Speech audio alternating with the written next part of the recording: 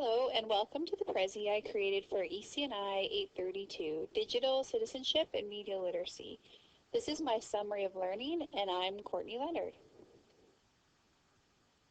Throughout this semester, we have been on a path examining how new and emerging literacies are impacting ourselves as well as our students.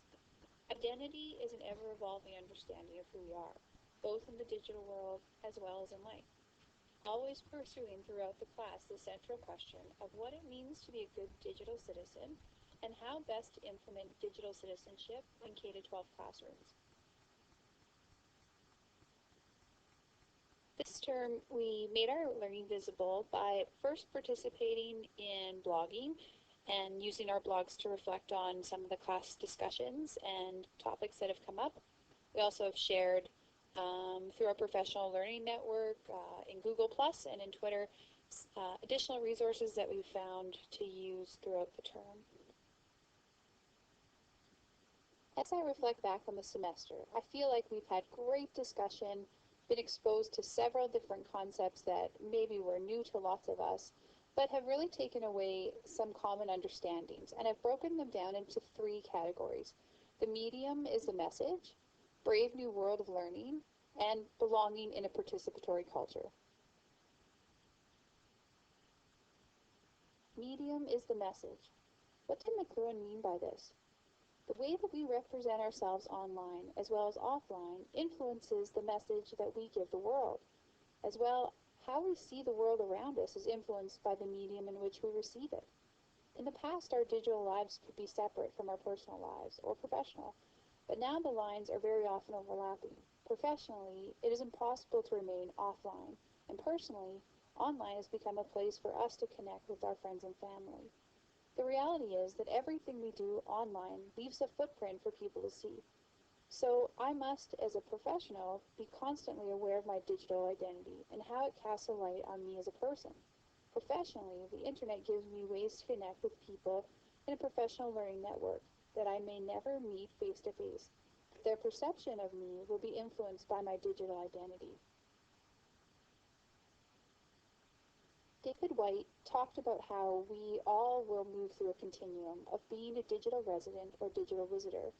Professionally, and as a student, I can't help but be a resident because of the expectations placed on me by my program and my job. But personally, I'm more of a visitor.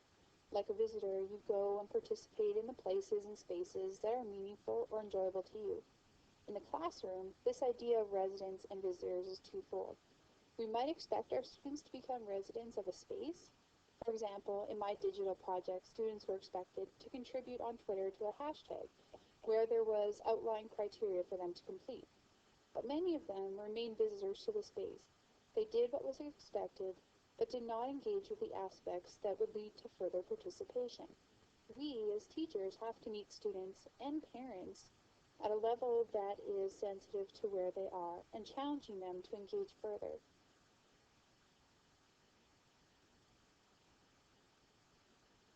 As teachers, we have an obligation to help students develop skills and literacies to navigate what I call a brave new world.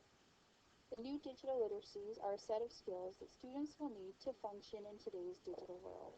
The future is now, and students are expected not only to consume media, but also to create, share, and contribute to the online world. Saskatchewan's curriculum has developed a framework to help support teachers in their implementation of digital fluency to our students. One of the challenges that I find with my integration of technology is realizing that access is still a barrier to success. As much as we might like to assume that all students have the same levels of connectivity, that is simply not true. So, as educators, we need to continue to advocate for fair and equitable opportunities for students in school settings, so that at least at school, students can learn some of the skills required of them in the future. In one of the papers I read this semester called Twitter, the Great Equalizer, it talked about students who previously were marginalized in the regular classroom setting finding a voice for the first time with the use of Twitter because it was an easily accessible social media site that could be accessed through their phones. We as educators can't marginalize student voices because of their ability to purchase software or devices that make it easier to connect.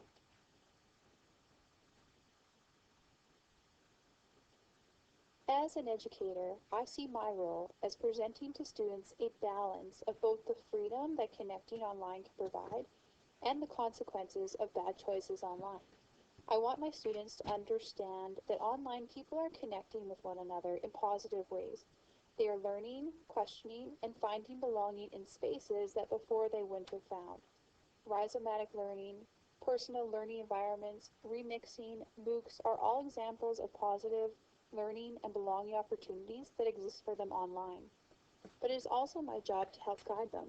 Students need to know the dangers of posting too much personal information, that there are laws against sending inappropriate pictures of yourself to people, that one tweet can ruin your life. Also, that copyright exists and rules have to be followed. The same as I would teach them how to belong in the world, I need to help them understand the rules to belong in the digital world. It is in this last section that I feel will have the greatest impact on me as an educator. Today's culture is participatory, and I want my students to realize that they have a voice and it matters. In the past, there used to be some truth to the statement, "I'm just a kid, what am I going to do?" But now, contributing online has no age limit. Students can have a voice on the global stage like never before. I want them to understand that digital citizenship is citizenship. Online is a space where they can be good people. Upstanders exist, forgiveness online exists, and social change can exist through their participation in the digital world. They are not defined by what has come before them, but what they can help contribute to the future. They have a voice, and the role of educators is to help them find it and give them the skills they need to do so.